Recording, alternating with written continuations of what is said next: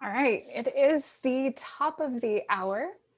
My name is Nicole Lyons. I'm from the Jorgensen Learning Center, and we help leaders to enhance the quality of their everyday leadership conversations. We thank you all so much for joining us today for this Everyday Leadership Conversations webinar on the essence of change. I am joined by my colleagues, Joe Marshall, Julie B. Wise, and of course, Dr. Ray Jorgensen. And we are going to go ahead and get started. I'm going to turn it over to Ray. Thanks, Nicole. Thanks for setting things up so beautifully. Those of you that are with us today, and we have a plethora of people with us from very different environments. We have people from private sector. We have one set of Fortune 50 people with us today. We have naval leaders, military leaders with us today. We have a series of school people and folks from another assortment of enterprises that have been part of our world from time to time. Or maybe if you're brand new to us, welcome. Good to have you. This is JLC Media, and it's about everyday leadership conversations. And we work under the larger rubric of conversational leadership, which is a function of the learning organization. And this podcast today has been truly designed by our client base. We have listened to them about what's something really interesting and important to you to think about in the context of developing your own personal mastery. How do I get better at something? We already believe that you are great leaders or you are aspiring to be leaders. We think that you're doing wonderfully and doing the best you can with what you got. This is a chance to enhance the quality of your own personal mastery. We'll talk about that a bit later. So driven by our clients, we're here today to be with you, and this is about change. So we do the same thing in every one of our webinars or podcasts. We start with, what's our intention? Our intention today is to recognize that there have been a myriad of changes that have unfolded as a result of COVID, of course, but not just COVID. It's so much.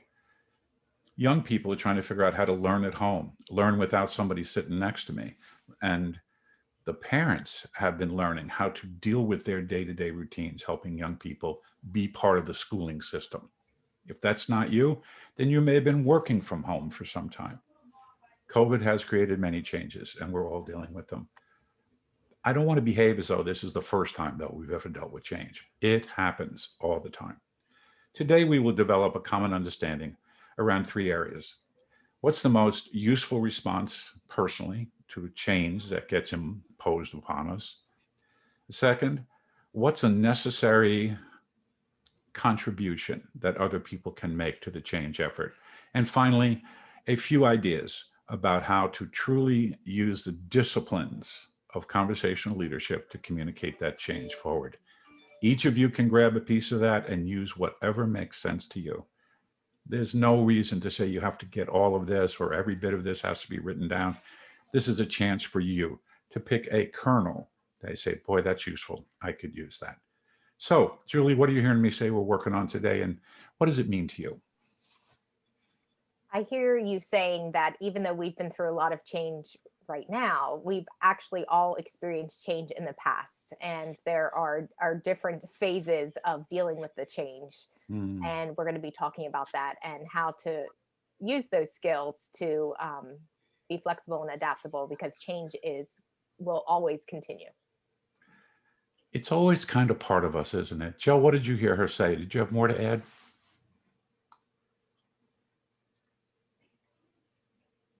I think, Ray, that this thing about change, many times in our own heads, we think of our work, our life as being somewhat of a stable process. And the truth is that we're subject to change all the time.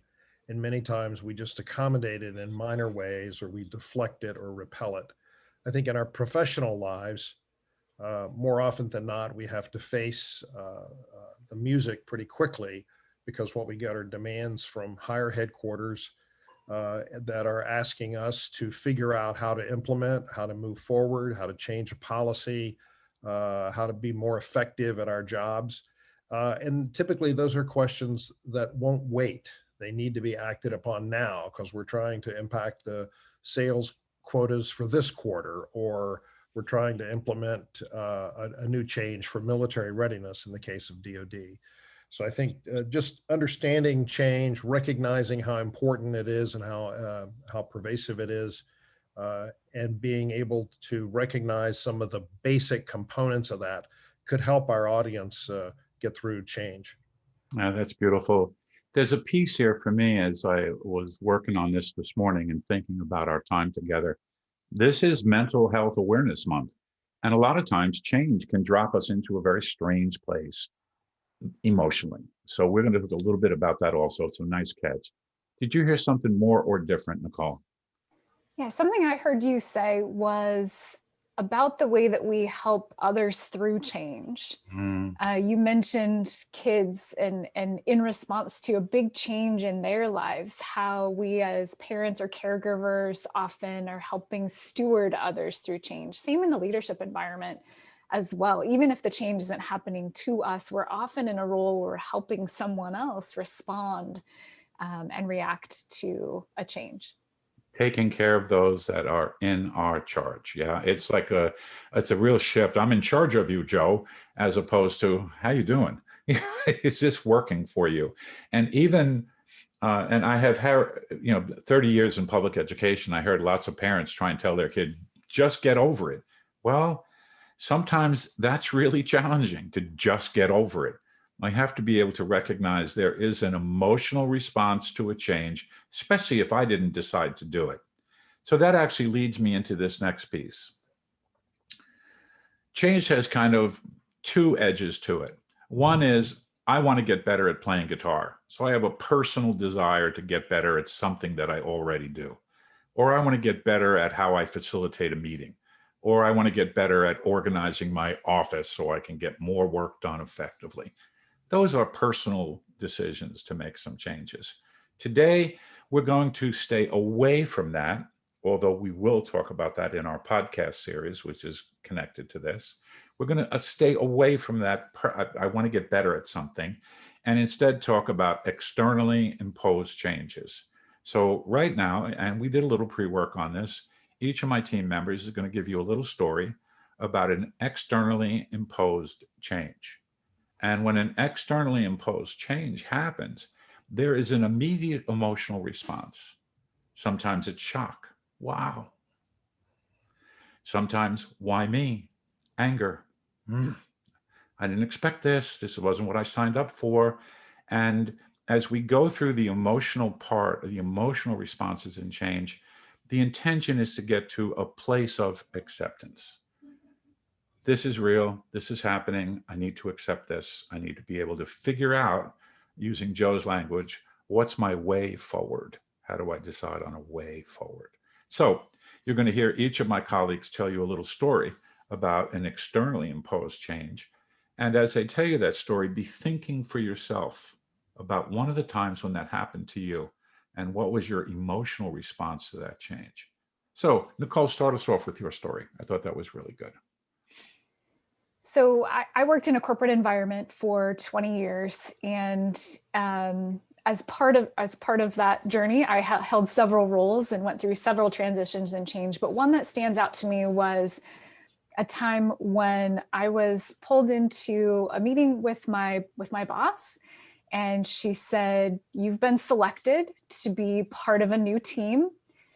This team is going to be a new role that we've never had before. It's a group of consultants to business areas, and we'd like you to help lead this effort to put together this team and to establish this new role." And I had a lot of mixed feelings about this. In one hand, I felt, oh, okay, this feels like recognition for the work that I'd done, and that I could do more high level engagement with our clients in our business areas. So it felt really good. But then on one hand, it was like, oh, okay, I didn't apply for this job. I was brought into this room and told that you've been selected for this role. And that does mean that you're going to have to leave your team. You're going to leave behind all the work that you were doing. You're going to leave behind the role that you really enjoy. there was a lot of travel involved and other things. So there was this sense of feeling good, but also this sense of like loss, and also this sense of, okay, how am I going to pull this together? And there was just all kinds of dynamics and feelings and emotions that came up for me as I was given this news about my whole career by someone else. You said some really powerful things in that explanation. Let me take you back to that conversation with your boss. As you're sitting there, this is the first time you're hearing about it. Mm-hmm. Tell me about the emotions that rose up in you at that time. Yeah, I mean, I can even feel a little bit of it now. It's like this, a little bit of a shakiness, a feeling like in your chest. And I think those emotions tended to be a little bit of maybe overwhelmed, like, okay, so now I'm moving into this new role. What does this mean for me? At the time I was a single mom. So like, okay, what does this mean for my schedule, the flexibility in my schedule? So a lot of things came to mind.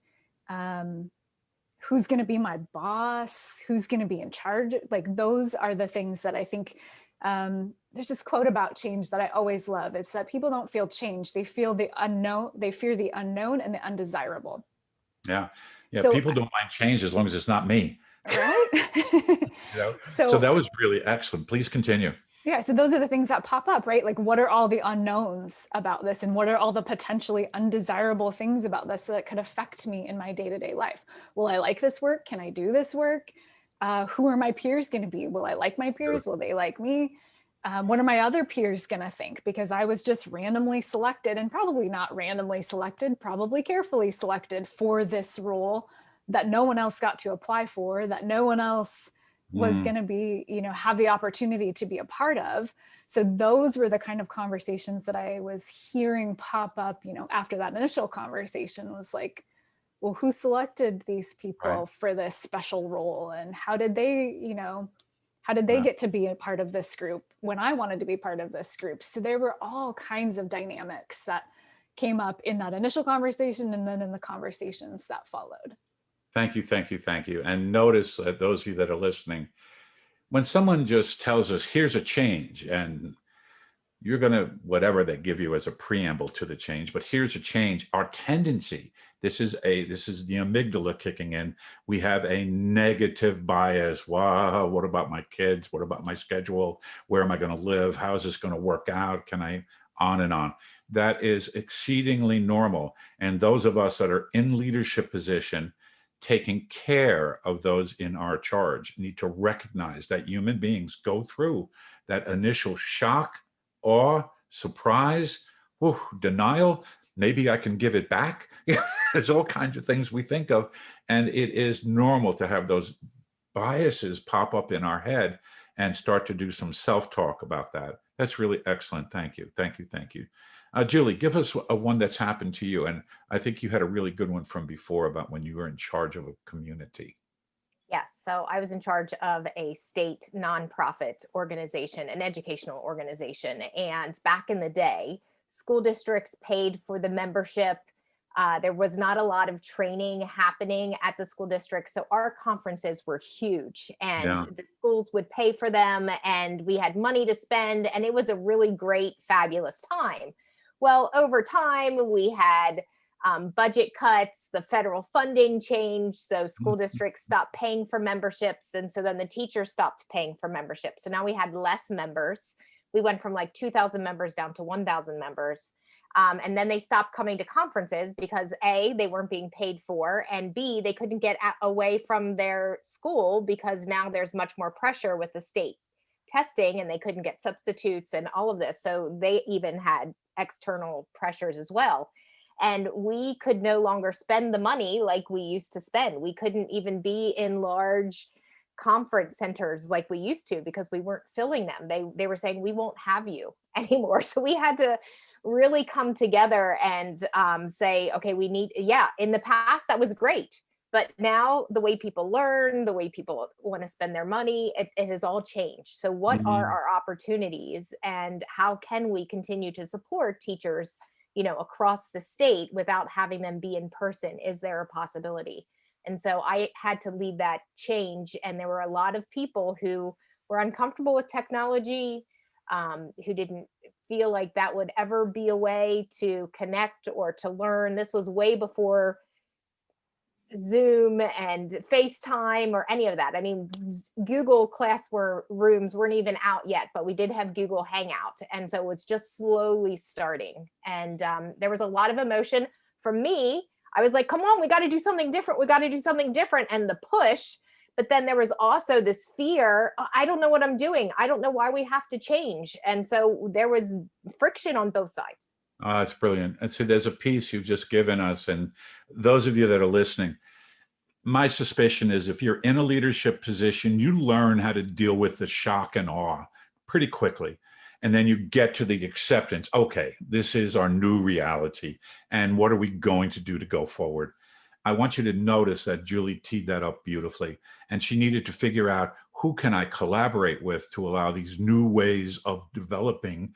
And those are all personal development plans. How do I get better at what I'm doing?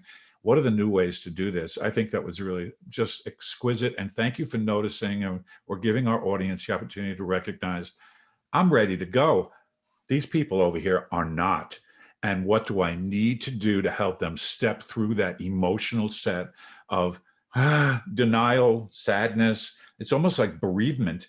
And you did that a little bit, Nicole. When anytime I had to move, I kind of like, God, I'm not sure I want to leave these people. This is my community. These are the relationships that really matter to me. Julie, that was really great. Joey, talk to us about one that happened to you.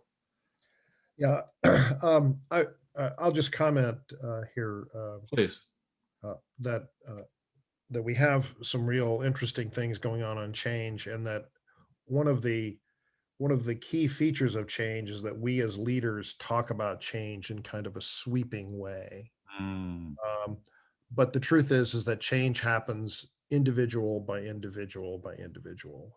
It comes down to people individually doing something different, behaving differently, processing information or other things differently. And so I think this is an easy pitfall for leaders, is to talk about change in a grandiose way as if it's happening down the hall and somebody else is doing it. And the truth is that it needs to be focused on us and what are we doing differently and how are we interfacing with the workforce so that they are able to move through the stages that you were talking about as effectively as possible and get to the place where, okay, what do we have to do? What are the actual actions that are required here? Yeah, what does this mean to me personally? That is sometimes overlooked and missed when that's all that human being is sitting in the audience. When you're telling them about this wonderful change, that's what they're thinking. What does this mean to me and what's in it for me? You kind of drift in and out of that space regularly until you have some settling that goes on inside of you. And Joe, that was elegantly teed up. And ladies and gentlemen, those of you that are with us today listening, this next statement is truly right out of the literature, but it's been here forever. All meaningful and long-lasting change starts on the inside and works its way out. If the leader doesn't recognize each human being out there is trying to understand the change from their perspective, we miss opportunity. We miss opportunities to take care of the people in our charge. I went through all the big change pieces, went back to Calvin all the way through Cotter. Each of those change methodologies were all about helping human beings make meaning out of the change so they're able to move forward and actually say, this is what it means to me. This is how I can do this moving forward. That was absolutely magnificent. Well done, well done. Anything to add before I push you guys in a slightly different direction? Julie? Nicole? Joe? No, it's okay. So the second feature here, and I'm going to pick on Joe to talk about this a little bit. He and I have been he's been working forever in the world of government, military government, and headquarters, places like the Pentagon, Defense Health Headquarters. Change happens quite a bit. In fact, people are always talking about change. And sometimes when this happens, we miss the opportunity to collaborate. So Joe, talk a little bit about some missed opportunities for collaboration that kind of slowed the change down or made it harder to swallow. Yeah, so I think this is true throughout DoD.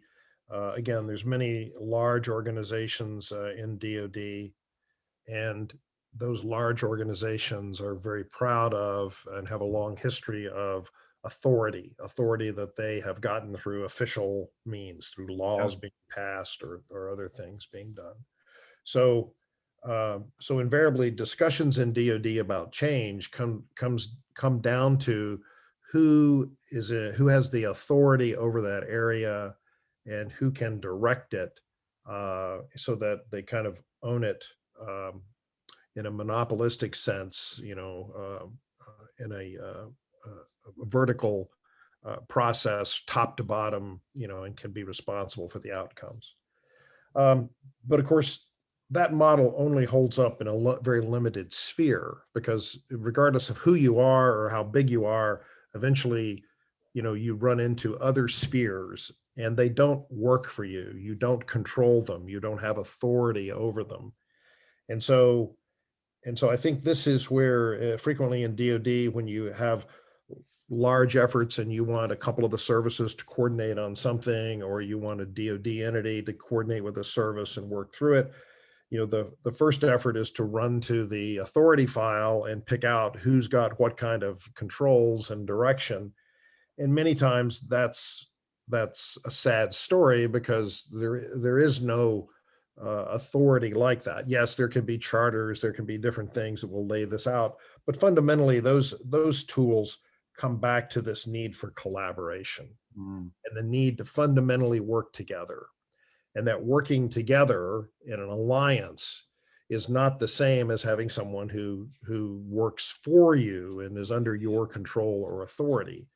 And so I would suggest that, and Ray, you probably have some things you want to talk about in this regard, but I would suggest that there's a need to be ever more on the game of conversational leadership, to be ever more transparent, to listen, to understand very deeply to what your colleagues are saying, to understand, what the change that you're talking about or the program you're working on uh, can and does mean to them in a very detailed sense, and then figuring out how you plot a course forward that will incorporate both your need for change and as well as their need for change and the two respective cultures that are at work here.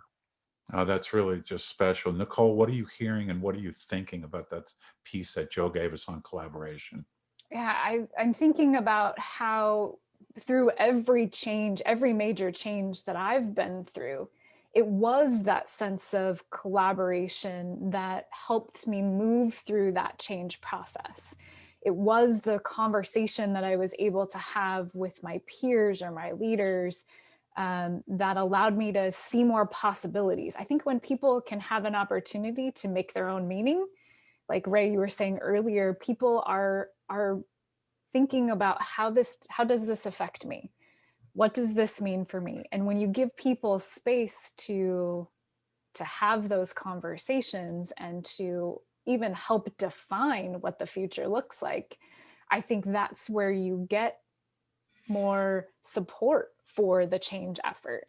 You get people who are engaged in making the change a reality versus, okay, this is something that has happened to me that I have to do. But if I'm allowed to collaborate, if I'm allowed to give my input, if I can feel heard Mm. about the change, then I'm much more likely to be a champion of that change. No, that's beautifully stated. There's so much in this work that we do about listening to understand, suspending certainty, holding space for difference. And what you just really laid on the table, I think really well also, every voice matters and not everybody's going to be in the same place. I think very often, and I've watched this unfold where people are going through a huge change. They keep saying, you should be thinking this, you should be thinking that, you should be doing this. No, it doesn't work that way. That person needs to go through their own process of emotional issues with negative bias to a place of acceptance. And our work is to help them get there. I think you both laid that out beautifully. Ladies and gentlemen that are listening, this is a mantra for the four of us. The conversation is the relationship. And if we're not in conversation, we're not developing high quality relationships. Without those, we do not get the results we want. People will put up with this. They will put up with something they don't like because the money's good, or I'm only a year away from retirement, and they'll put up with things rather than actually embrace the change and say, this is, I get it.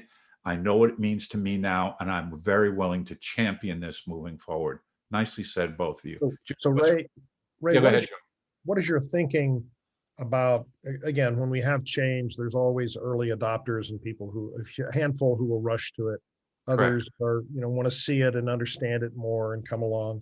But then invariably in any organization, there's always some percentage, some tail percentage that is absolutely resistant to change. And perhaps they're very senior people in the organization. Maybe they're people who, like as you said, I'm retiring next year, and so I'm not doing this, or I'm not going through this, or hey, they don't pay me enough to be this flexible in this job, or that kind of attitude. What is your thinking about how leaders deal with those kinds of issues? Yeah, so if the leader is truly taking care of those in their charge, I would invite all leaders to really discipline themselves not to organize around outliers. If this is an outlier that somebody's going to just say this forever, that's just their voice, that's what they think, and they're going to keep saying it, do your best not to organize around that. Sometimes we put all this effort into going after that particular subset. And then second piece here, and what Joe just laid, and I think Joe's always kind of poking me in ribs about this stuff anyway, so he knows what I was going to say. What you focus on grows. If I focus on the outliers, if I focus on the problems, if I focus on the problem children, I focus on the problem employee, that grows. So making sure that we're very disciplined to have a strong team. And notice he talked about early adopters. Sometimes an early adopter becomes an outlier. So you want to grab onto those people, collaborate, help them make meaning, and move forward with the effort. Do your best not to overestimate the need to take care of that. Everyone needs to have a voice. Everyone can be heard. Doesn't mean that we build an entire change effort on every voice. We have work to do to move forward. Every voice should be heard. Everybody needs to be given support in dealing with the change. But if that person says, I'm out of here in 6 months or a year and I'm not playing, continue to care about them, wish them well, but that's not who we want to chase at the moment. Joe, did you have something else to add to that? No, that was good. Thank you. Julie, what are you thinking about all this? I think we always hear that we want to collaborate or we should collaborate, but a lot of people don't know how to collaborate. And so I want to sort of place that on the table. So in my instance, the way that we had our meetings was our board, there was 100 people on the board from across the state, and we met once a quarter for a whole weekend. And then we would decide things, and then nothing would happen. We would not communicate for an entire quarter, and then we'd get back together. And in this change, we could no longer wait quarter to quarter to get things done. So we needed to not assume the position of the way we had our meetings. The meetings now were happening weekly.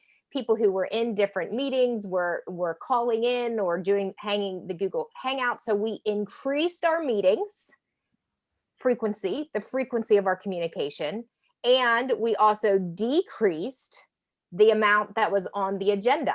So in the beginning, we just spent a lot of time with what's on your mind, what are you concerned with, and just generating that list to look for what were the patterns and themes. And then from there, we were able to prioritize and be able to start to say, okay, who's really strong at online membership? Who wants to champion that? Who has a real good strength with Google Docs that wants to create something, And so after we just figured out what were the concerns, then we figured out what were our strengths and sort of assigned each other different roles. And then that broke things down so that it wasn't just me pushing, but the board was focusing on something that they felt really strong and happy with.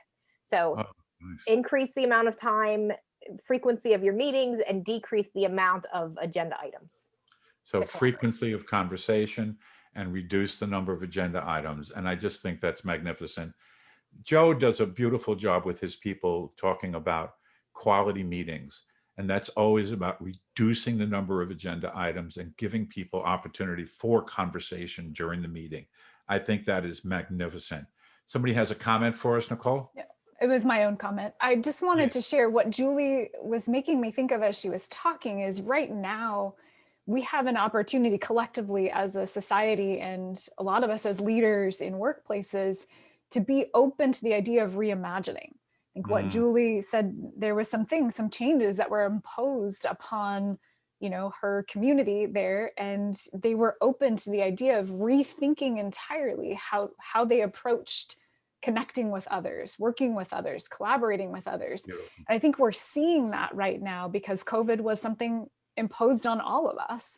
And, we reacted to it in some way, shape, or form as leaders in the workplace. And now we have this opportunity to say, what is normal? Do we go back to what we were doing before, or do we reimagine in some way how we want to move forward? And I'm reminded of an interview that I listened to last week with the CEO of Indeed. And he shared that the interviewer asked him, "Are you going back to the office?" And he shared the story. He was like, "I've been so productive in the last 14 months from my home office. No, I'm not going back. I'm not going back into the office." And he shared that they started having weekly Zoom calls, 10,000 people Zoom calls every week for that opportunity for him to connect and communicate with his entire workforce at one time. And they've been so helpful. He says, "I've never felt so connected to the people that are working with me and for me." So it was really interesting perspective about the idea of just reimagining how they connect, how you connect with people, how you do business. So that's just what was coming up for me, Julie, as you were sharing, just this idea of being able to reimagine.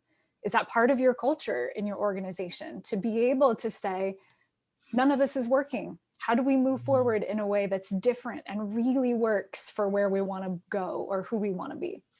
Yeah, that's magnificent. This sense of reimagining. Actually, Joe teed this up in a conversation we had not long ago with a partner of ours.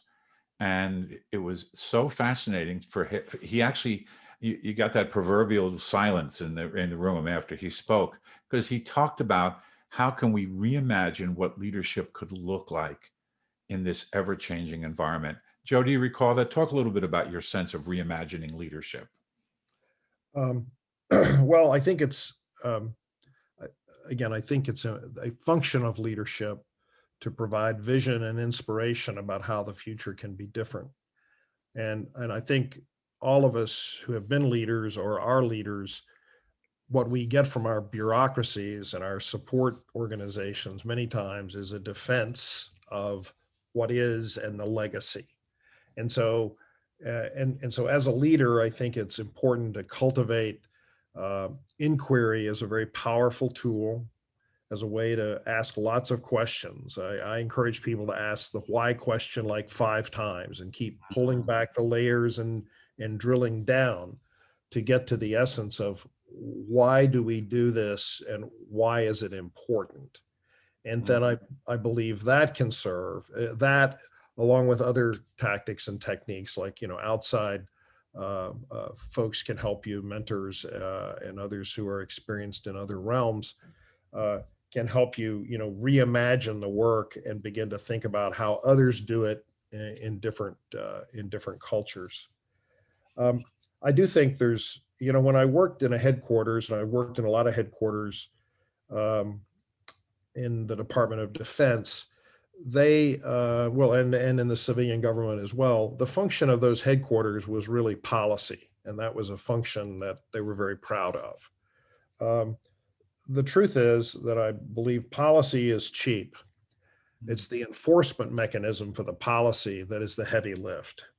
Because if you're going to have a policy and it's going to be meaningful, you have to have enforcement linked to that. Otherwise, you're just believing your own press releases and really thinking that things are going very well because you've created all the policy, but you've never inspected the machinery for enforcing the policy. And I would like to suggest the same kind of linkage exists with change, that when we talk about change, we tend to talk about it in sweeping terms. And we think that because we've talked about it many times in sweeping terms that the work is done. Um, the truth is that change management and how are we going to implement the change, which frequently comes back to a question of training, discussion with the workforce about what has to be different and why. I think these are areas where most organizations are seriously underinvested. Mm, They want to assume it away, they want to dismiss it away, that somehow some kind of magic will happen. When no, the truth is that somebody needs to go down to the loading dock and gather the team up and say, okay, this isn't working very well. Whatever the issue is, we're losing control of equipment that arrives on the loading dock. And so how are we going to do that? And maybe some of it requires, many times in the Department of Defense, we immediately run to a new system. Oh, we'll buy a new airplane, or we'll get a new computer to go on the airplane, and that'll fix the problem. And that'll be in 3 to 5 years. And what are we doing in the meantime? Well, we're waiting on the new system proudly. When actually there is plenty that we can do today, but we have to operationalize the need for change by thinking more coherently about change management and training. yeah, what are the needs of the people that are affected by the change? Final thoughts, Julie, before I go to my little summary piece. What are you thinking now? Great conversation, guys. Yeah, I agree with. So once you start to collaborate, that next piece is definitely that training piece. And again, it's smaller pieces and more frequently. When I work with companies, we work with what's the one thing today that we're going to do differently. And we Right. agree to that together in a 5-minute huddle in the morning. And then we meet together at lunch. How's it going? Mhm. What's working, what's not, and then we meet in the afternoon before we go home.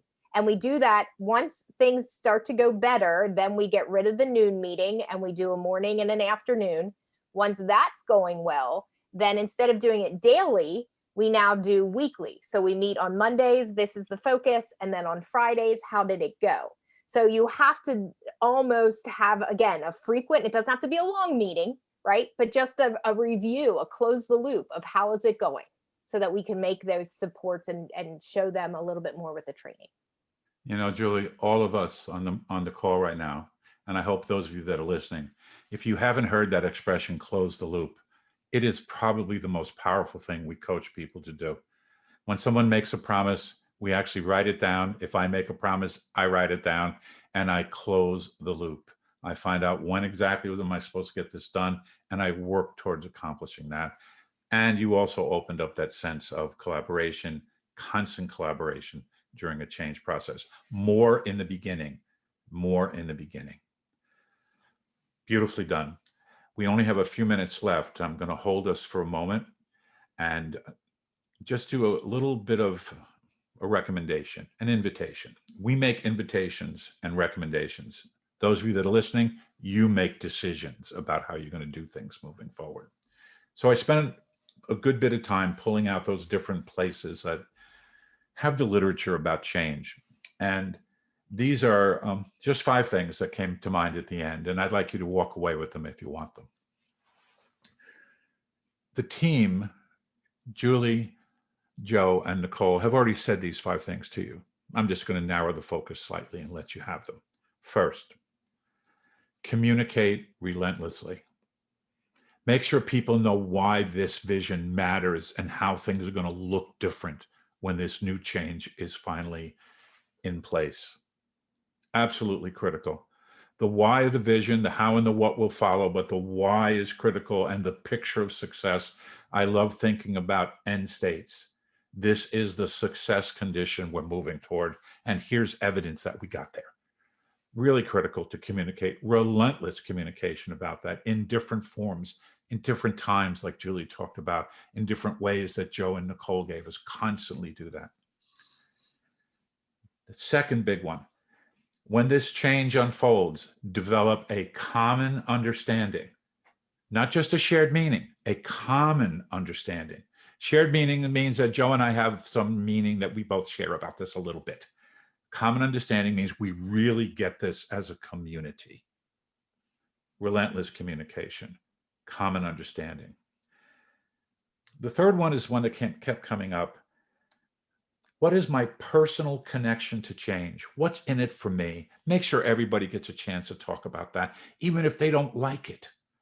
I'm not here to help you like it. I'm here to make sure you understand it and you know how it will affect you. It's just incredibly important. The fourth one is when we coach all of our people that we work with. We work with many, many, many people, thousands and thousands now. And we always talk about this one. This fourth one is critical. Advertise what you're doing and ask for help.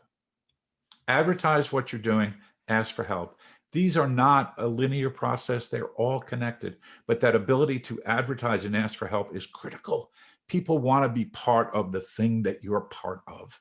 And when you care about people, that advertisement and ask for help, we are nurturing people. We want to be part of it. The last one, Joe hit beautifully. So I'm going to do it a little more frontally. I think he did it actually much more real. But what I wrote down for the last one is ensure that people have the needed personal, practical knowledge. Maybe that's training, but what it really means is that the leader is brokering resources. We are brokering the necessary resources to actually, even if you're not in the midst of a huge change, that is a responsibility of leadership to broker resources. And sometimes we forget. We think they got it, or we think the brand new person needs the same stuff that the 10-year veteran needs. They don't. They need different stuff.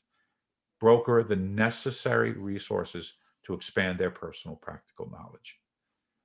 Those five, I think, are really critical, really critical. Communicate relentlessly, develop common understanding, make sure people have the opportunity to say, this is what it means to me. Advertise and ask for help, and broker the necessary resources. Those five things will aid you in moving forward in the change process, the essence of change.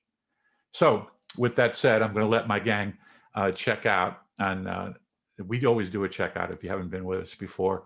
And it's really interesting for me to hear their responses here. So gang, what resonated most with you? What is one thing, boy, that got me. And maybe it was one of those five things, or maybe something else that one of the other colleagues said. What resonated most and why? The why part is really, really important. Who'd like to start? I'll go.